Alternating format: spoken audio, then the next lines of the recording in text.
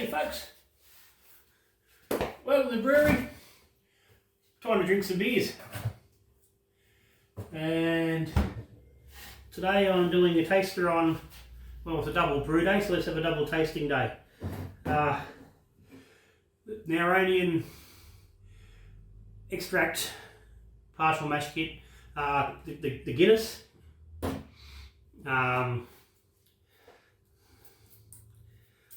Not spelt like the real Giness because it's not like, yeah, it's not particularly a clone, it's just a, yeah, that sort of a style. And this is the Choc wheat Weizenbock fresh walk kit that I did on the day. And I'll put a link up to the brew day. But this fresh walk kit was the last kit that was filled off the run, and it ended up with a lot of crud in it. In the end, I got about 6 litres into a fermenter, and that was it. So I've bottled up, I don't know, about 8 bottles. 1, 2, 6, 7, yeah, 8 bottles. It was about all I could get out of it. So, but Chris is more interested in how the beer turned out than, you know, being anything too long going. I think it was a bit of a play around on his behalf. Now you can't really see the beers too well there, but anyway, let's start with the Weizenbock. Now the Giness is going to lose its head. It hasn't been holding a head, so I'm not even worried about rushing in and getting to that without it. But anyway, Weizenbock. Choc wheat, not particularly a traditional way of doing a Weizenbock, but Chris said he had the chocolate wheat there and he wasn't really using it for anything else, so he thought, why not?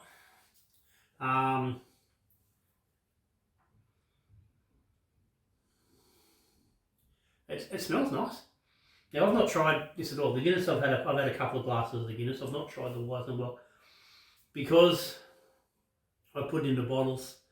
And it's been, yeah, it's had a little bit of prime added to it because it needed it. It wasn't, it didn't have enough pressure built up to just bottle straight. So it's had a little bit of carb added. So it's just been sitting here carving up. The weather's not been particularly warm this time of the year. We had our first sub-zero night this morning. She was chilly and it's still a bit cool at the moment. So this just come off the shelf about 20 minutes ago. I stuck it in the freezer just to get it a little bit cooler. But anyway, straight up out, this went straight in the fermenter. W68 wheat yeast, which is a sort of newish dry strain of ale getting around. It's I think it's Sapphire. I didn't actually check that off. I think I actually mentioned on the original brew day what the strain is. But it's the first time I've ever used it. She's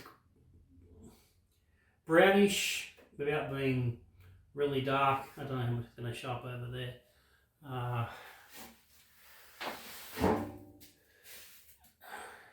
yeah, you see there she's got a bit of clarity there. Chocolatey brown. Got some chocolatey notes on the nose.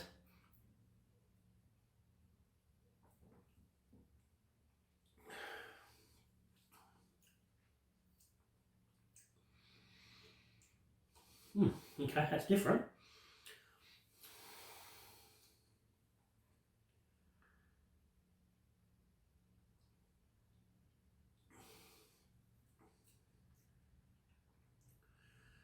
Definitely wheat beer.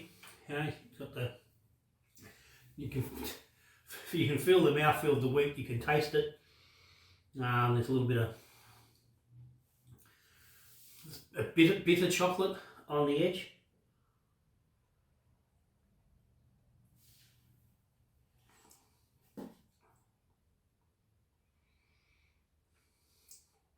dry. Original gravity was 1046, finished at 1008. So it's getting down a little bit. It's pushing into that dry territory. So it's 5% straight out of the fermenter, so about 5.4 with the carving. I didn't give it a full carb because it did have a little bit of gas in it when I was probably, the fermenter was probably holding about 5 psi, maybe 6 psi, so I didn't quite give it a full amount of dex with the carving. Held back just a little bit. And as far as the style goes, I could have probably pushed that carbonation a little bit more. It's reasonably light. It could have been a bit heavier. So the full dex wouldn't have hurt it.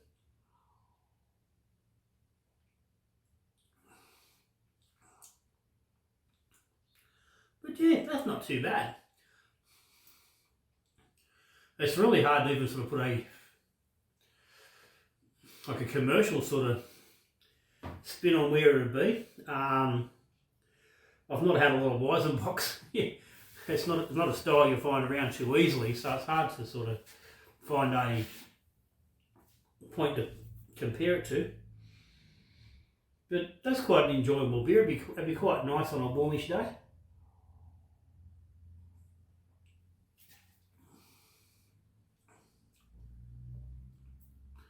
But there's some nice flavours in that. I know Chris was he wasn't sure about it. He wasn't sure how the flavours went. One or two people had commented to him that they actually enjoyed it. Then yeah, I don't mind it because I'm certainly not going to say it's up there with my favourite beers. But I've got absolutely no hesitation in drinking that. No problem at all.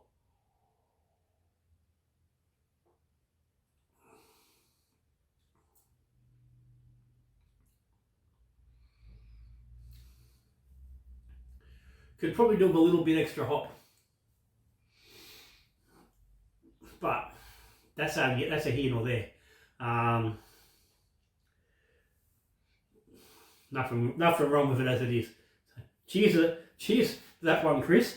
Again, he's knocking out some really good beers down there at Nowronian. So anyway, onto the Giness. Now, Chris has commented, I don't know if it was on the original video or on some Facebook posts, that he wasn't intending to make a Giness clone. It was just it was the first stout he did as the partial mash and dry extract brews, and so it was just like, okay, that sort of was more to give people a bit of an idea. So he was looking for a dryish stout, without trying to actually clone Giness itself. So that be her.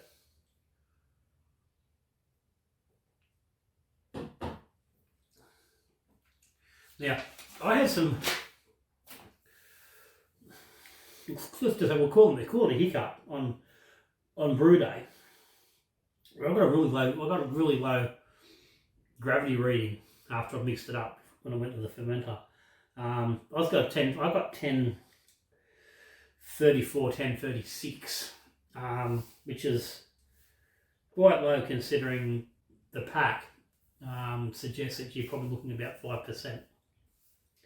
Now again, that 5% was with carving, and you'd be looking at 4.5. We've come in at 3.4. So we're well below that. So I don't know what the story was there, whether I've just had a real cock up with me mixing or what the story was. But that's where she be. So as it went, original gravity 1036. So I mixed it to 18 litres. So I was looking to make it make it a little bit beefier. And partially I think that too was I was looking at the gravity as I was going. I wasn't getting where I wanted to. So I ended up fermenting 15 litres. 1 pack of SO4. Just dropped dry, fermented to 19 degrees.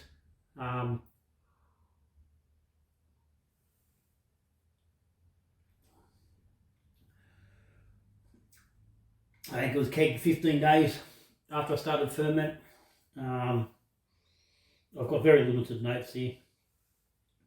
As I said, 10-10, so it's got a lightish body without being, empty or hollow, which is pretty much where Giness sits. Giness is at its core is a light-bodied brew. But again, like I said, we're looking at more as just dry Irish style.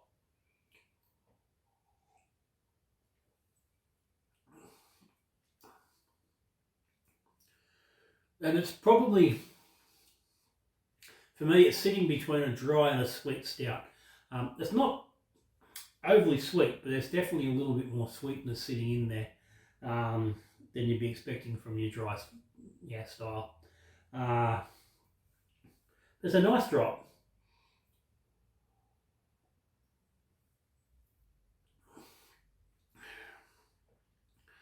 It's not a bulky, boozy sort of a stout. It's approachable. Yeah, it's got all the things you want. The malt says there's a little bit of chocolate, light hint of coffee. And again, I think that little bit of sweetness that is there is probably taking away a little bit of that coffee and that chocolate note. Where those notes would normally be a little bit bitter, I think it's a little bit sweet. And I think that could be, I'm not sure, but I'm gonna guess probably maltodextrin in the dry mix. I do know that Chris has, in recent times, come around to my way of thinking. Got himself there, and he's reducing or removing the maltodextrin from those kits. But I'm pretty sure this one would have still had it, because this was fairly on when he first did this.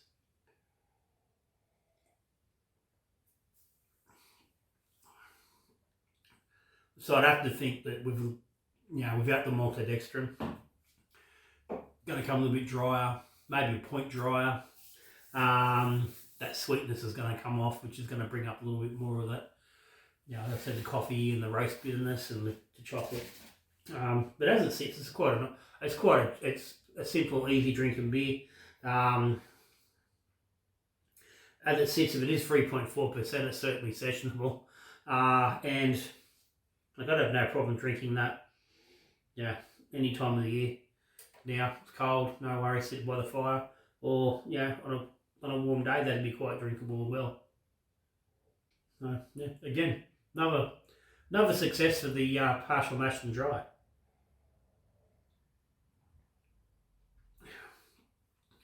Is it 100% success as it is? No. Could it do with a little bit of tweaking? Yeah, it could. And as I said, this is what Chris is doing. He's playing around. He's looking at his blends and his mixes, and he's adjusting things as he goes. This has all been part of the process. What we're doing, gets people to drink them, taste them, see how they go. Get them report back, and then adjust and get them right. As we know, no one gets a beer right the first time. You got to play around a little bit. So I didn't know he's got the stouts down there. He had a milk stout. Like I said, he's got the dark beer, the Schwartz beer down there. How much he got around at the moment, I don't know. I haven't checked his the website at the moment to see exactly what he's got, but he's generally got some of the kits floating around, so it's worth checking out. I've said it before, if you're a simple brewer, just dump it into a fermenter and brewing on. These are great kits. They're great value for money. They make a fantastic beer. No fucking kit twang. No weird flavours. Just good, decent, good drinking, easy beers. So, cheers, Chris. I'll be down in a couple of days. Have a catch up when I need some gas. Getting very, very low with me little bloody transfer bottle. Anyway, guys, we're in the winter. dark beer season. Started with a few dark beers. There might be some more on the way. But anyway, if you've got any comments or any questions, stick them down the bottom. Patrons of the channel, thumbs up. Patreon helps little John do his experiments and playing around and stuff. If you're interested, there's a link down the bottom. If you subscribe to the channel, thank you. If you aren't, same thing. It's a button down there, says subscribe. Hit it, ring the bell, and you don't miss any videos. And if you like what's going on, give me a thumbs up down below. All that helps. Anyway, for now, I've got other things to do. So prep for getting away for the weekend, which is when you'll be watching this video. So hopefully around about now I'm walking on the beach in the sun, where it's a little bit warmer than it is here at home. Anyway, Nowronian fresh walk kit, partial mash dry extract kits, they're all good. They're all on the website. Links down below. Cheers to Chris. Cheers to everybody watching. So, till I see the next video with brewing beer, drinking beer, or talking beer. Hey, good brewing.